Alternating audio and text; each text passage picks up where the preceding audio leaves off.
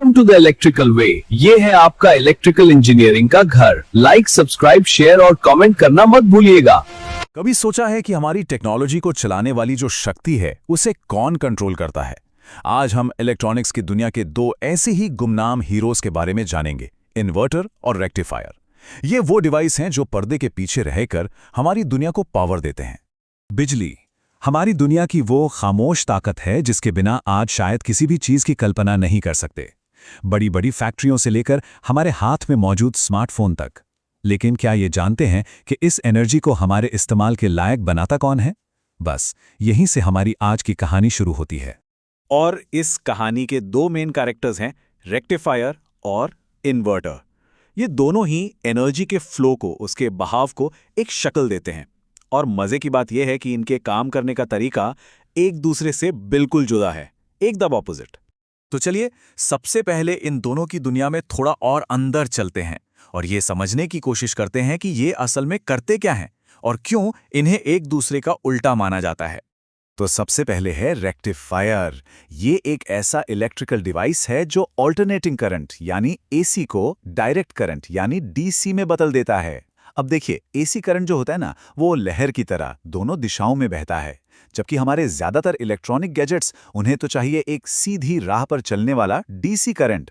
बस यहीं पर रेक्टिफायर अपना काम करता है। इसे समझने का एक बहुत ही सिंपल तरीका है। मान लीजिए कि रेक्टिफायर एक ऐसा वाल्व है जो पानी को सिर्फ एक ही दिशा में बहने देता है, वापस आने का कोई रास्ता ही नहीं।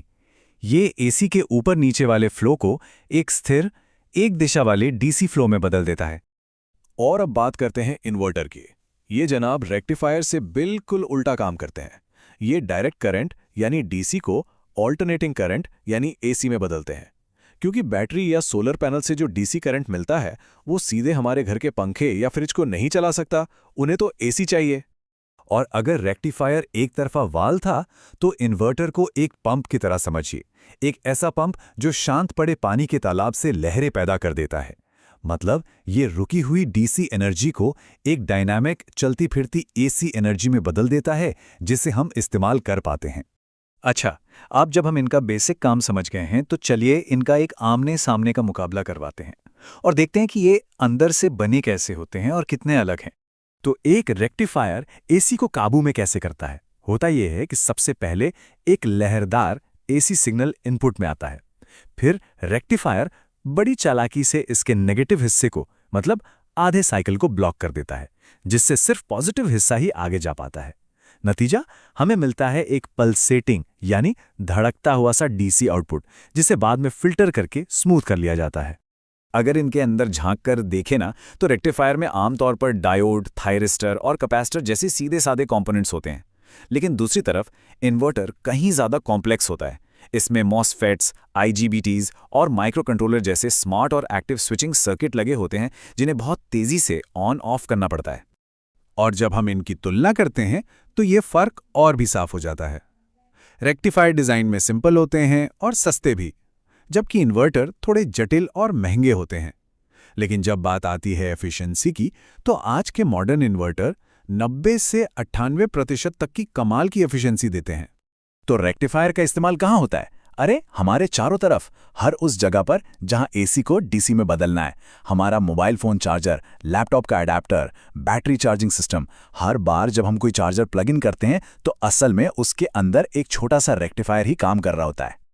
और इन्वर्टर, ये वहां काम आता है जहां स्टोर की हुई डीसी पावर को वापस एसी में बदलना हो, जैसे कि घरों में लगे यूपीएस सिस्टम।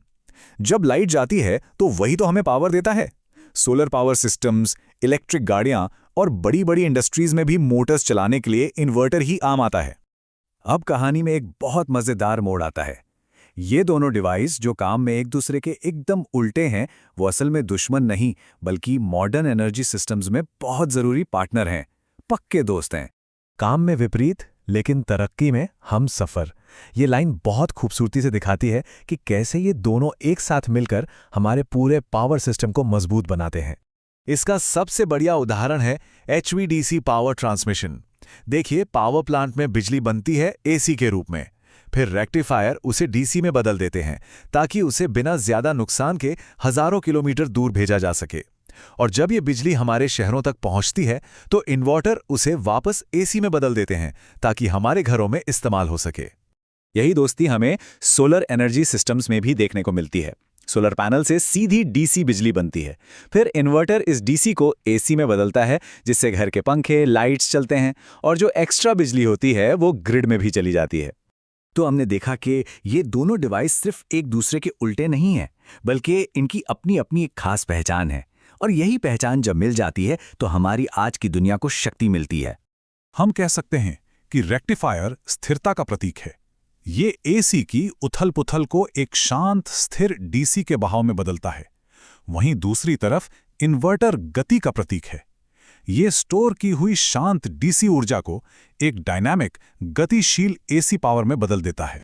इसे बहुत खूबसूरती से ऐसे कहा जा सकता है, रेक्टिफायर्स ऑल्टरनेटिंग करंट के शोर में एक व्यवस्था, एक ऑर्डर लाते हैं, और इन्वर्टर रुकी हुई ऊर्जा में गति भर देते हैं। तो काम में विपरीत लेकिन महत्व में बराबर, और साथ मिलकर ये हमारी आधुनिक दुनिया को पावर देते हैं। अगली बार जब कोई अपना फोन चार्ज करे या बिजली जाने पर घर का इन्वर्टर चालू हो, तो एक पल के लिए याद कीजिएगा कि कैसे ये दो विरोधी ताकतें मिलकर हमारी दुनिया को चला रही हैं। लाइक, सब्सक्राइब, शेयर और कमेंट करना ना भूलिए। Support the electrical way by liking, subscribing, sharing and commenting.